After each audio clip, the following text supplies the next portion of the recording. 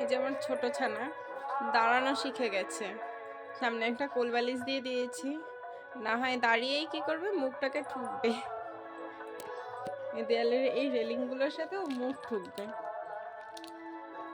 যার জন্য সামনে বালিশ দিয়ে দিয়েছি। আর এই বড় সোনা, ও এখনো হামাগুড়ি দিতে পারে না। আর এই ছোট হামাগুড়ি দেওয়া থেকে শুরু করে দাঁড়ানো প্রায় সবকিছুই শিখে যাচ্ছে। এই যে হামাগুড়ি দিচ্ছে, কি ধরতে চাইছে। আর এই আমার বড় মেয়ে। কি হয়েছে মা? আমা তোমার কি ঘুম পেয়েছে মা? মাম্মা কে আসবে, মাম্মা কে আসবে, আমি কাকে নেব মা? মা এমন করে কে কাঁদে? হ্যাঁ, এই যে আমার ছোট ছানা মনে হয় টায়ার্ড হয়ে গেছে। মা তুমি টায়ার্ড হয়েছো? না, মানে 2 মিনিটের জন্য এই চুপচাপ থাকবে না, শুধুমাত্র ঘুম ছাড়া। যখন খাবে তখনও দুষ্ট করে, আর এখনো। মামা,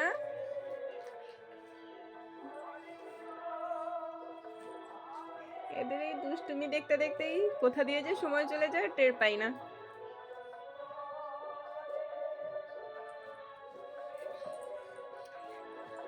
সবে 7 মাস ক্রস করে 8 মাসে পড়েছে, তাতেই নি এত দুষ্টু শিখে গেছে। মামা, মা,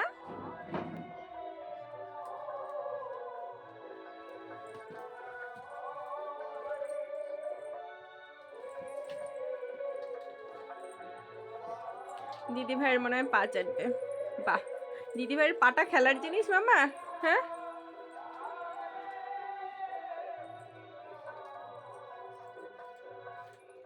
এটাই চলে আমাদের ঘরে সারাক্ষণ।